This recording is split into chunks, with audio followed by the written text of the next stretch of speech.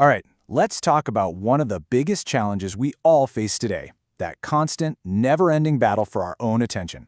But what if the real enemy isn't your phone? What if it's something a lot closer to home?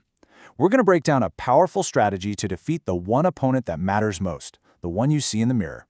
Yeah, that's a pretty tough pill to swallow, but it's where we have to start.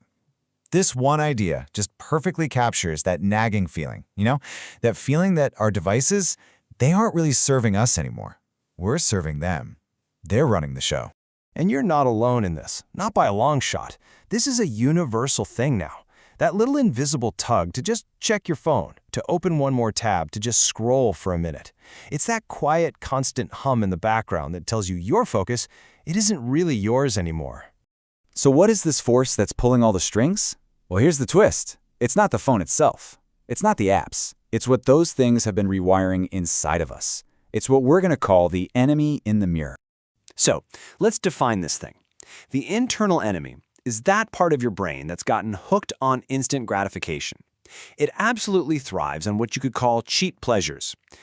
Those super quick, easy hits of dopamine you get from a notification or a 10-second video. They don't take any real effort, and that's exactly why they're so dangerous.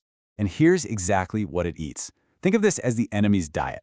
Every time you find yourself lost in an endless social media feed, or you get pulled away by notification, or you just automatically click on that next recommended video, you're feeding this internal enemy.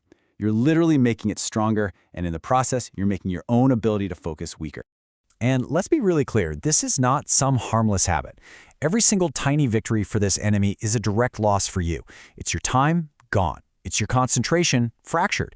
It's the real reason you might feel like you're constantly playing catch-up with your own goals and ambitions. Okay, so that's the problem. And it's a big one, right? But you know what? Just identifying the enemy is the first, most critical step to defeating it. So now, let's totally shift gears. Let's talk about the strategy. How do we fight back and actually break this cycle for good? The solution is actually beautiful in its simplicity.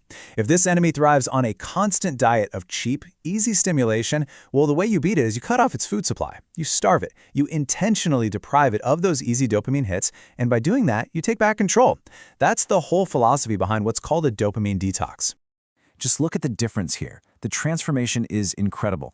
On the left, that's life when the enemy is in the driver's seat. Your attention is fractured, you're constantly distracted, and you always feel like you're falling behind. But on the right, that's what happens when you reclaim control. We're talking deep focus, intentional work, and the real ability to outperform the competition. So let's get practical. This is not about some massive, complete life overhaul that you have to start tomorrow. Nope.